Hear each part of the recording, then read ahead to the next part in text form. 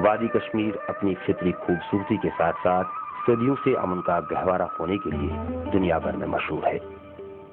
یہاں کے بھائی چارے اور امن کے ماحول نے اس گلپوش وادی کو دنیا بھر میں ایک اہم مقام دلایا ہے، مگر نہ جانے اس وادی کو کس کی نظر لگی، اور آج ایسا وقت آ گیا ہے کہ لوگ کشمیر کا نام سنتے ہی کانپ اٹھتے ہیں۔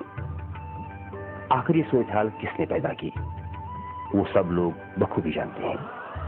یہاں کے امن پسند لوگ ایک ایسے ماحول میں پھنستے جا رہے ہیں جہاں سے نکلنا دشوار ہوتا جا رہا ہے۔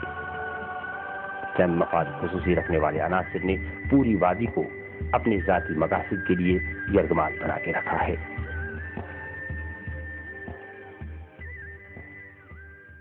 کشمیر میں ہمارے کچھ ایسے عناصر ہیں جو آئے دن ہڑتالوں کی کال دیتے ہیں۔ آپ کو یاد ہوگا اگر ہم 1990 سے آج تک دیکھیں، 1990 میں ایک ٹرمینل چلا، اس کے بعد 2008 میں چلا، اس کے بعد 2010 میں چلا۔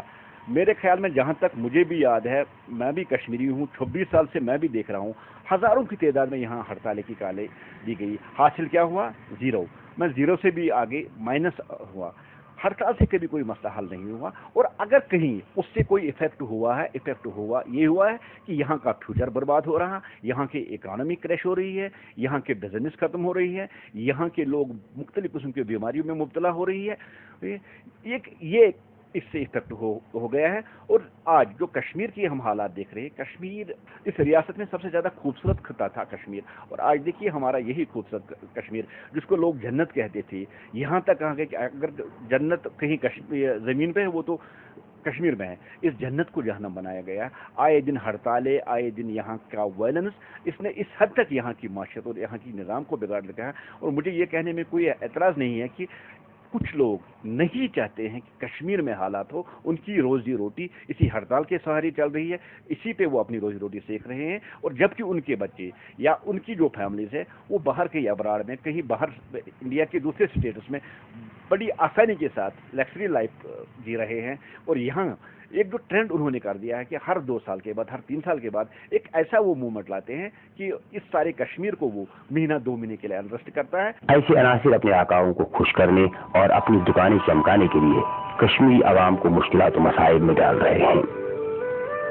پہلے سے ہی تباہ شدہ اقتصادی حالت کو اور کمزور کرنے کی مضمون کوششیں کی جا رہی ہیں۔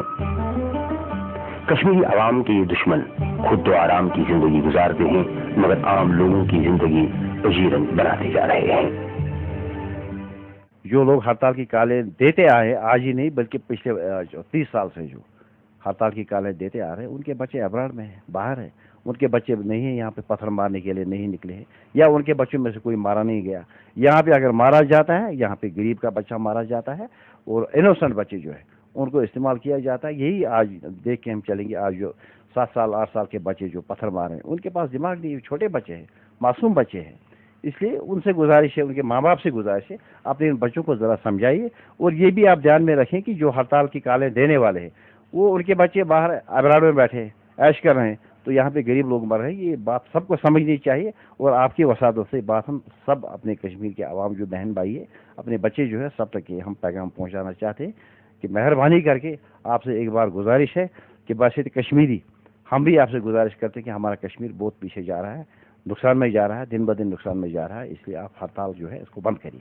ایسے عناصر نے کشمیری عوام کو اس طرح یرغمال بنا کے رکھا ہے کہ کوئی آواز بھی نہیں اٹھا سکتا۔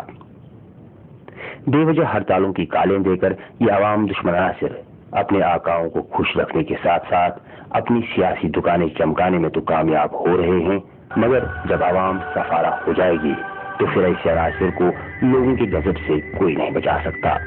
جس حالات میں کشمیری گزر رہا ہے، یہاں کی بزنس، معاشرت سارا خراب ہو گیا۔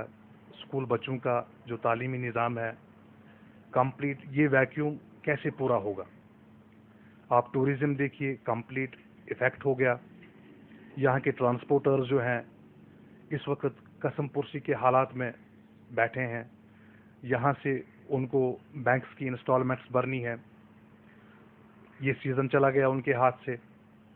تو یہ معاملے ہیں کہ کشمیر کے جذباتوں کو جہاں جہاں سے گما رہے ہیں یہ کچھ ایجنٹس ہیں، ان سے اس قوم کو خبردار رہنا ہے۔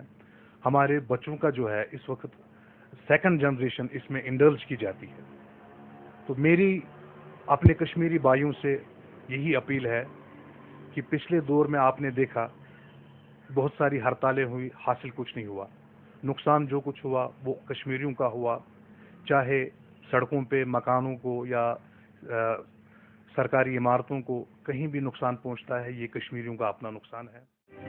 آخر یہ ہڑتال کی تشدد سے نہ کبھی کوئی مسئلہ حل ہوا ہے اور نہ ہی کبھی ہوگا. بات چیت سے تمام مسائل کا حل نکالا جا سکتا ہے. ہڑتالوں اور تشدد کی کارروائیوں سے صرف اور صرف تباہی، نقصان اور عام لوگوں کے لیے مصیبتیں پیدا ہوتی ہیں. زندگی کا ہر شعبہ پوری طرح متاثر ہوتا ہے. بیماروں کو اسپتالوں تک لے جانے میں دشواریاں پیش آ رہی ہیں. غریب طبقہ فاقہ کشی پر مجبور ہوتا ہے. گاڑی اخ گاڑی گو باڑی بناوان تک انشور مکلیومت، بیاکھ گاڑی پکان ریت گو تک کھڑا، میں انشور ژھانڈی 50,000 روپیے، بہ کتہ ان ریت گو برابر گو ریت. مگر ہڑتالوں کی گالیاں دینے والے مفاد پرست عناصر کو اس سے کیا سروکار؟